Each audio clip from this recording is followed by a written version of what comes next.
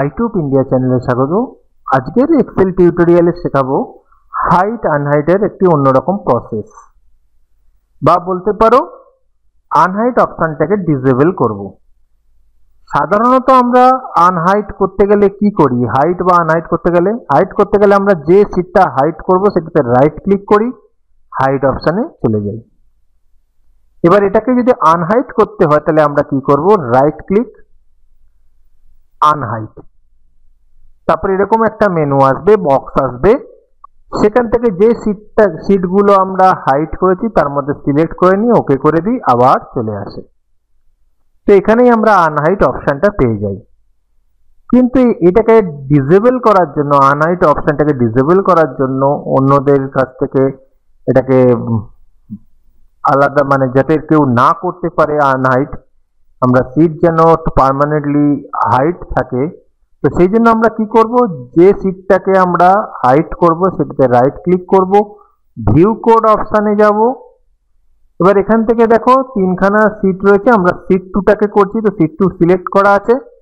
এই বক্সে ক্লিক করব, লাস্টে দেখো ভিজিবল লেখা রয়েছে, এখানে ক্লিক করলাম এই অপশানটাতে, এখানে অ্যারো দিলাম, সবার লাস্টে যেটা রয়েছে সেখানে ভেরি হিডেন বলে লেখা আছে, এখানে ক্লিক করে দিলাম।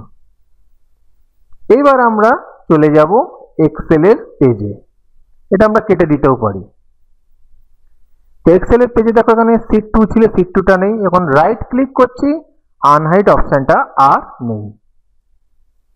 সাধারণত কি হয়, হাইট করা থাকলে যেগুলো আনহাইট রয়েছে সেই পেজে, সেই শীটে যদি শীট নেমে যদি আমরা রাইট ক্লিক করি তাহলে আনহাইট অপশনটা আসে এবং সেখান থেকে আমরা আনহাইট করে দিই হাইট ফোল্ডার এই শীটগুলোকে। এখানে কিন্তু এটা ডিসেবল হয়ে গেল।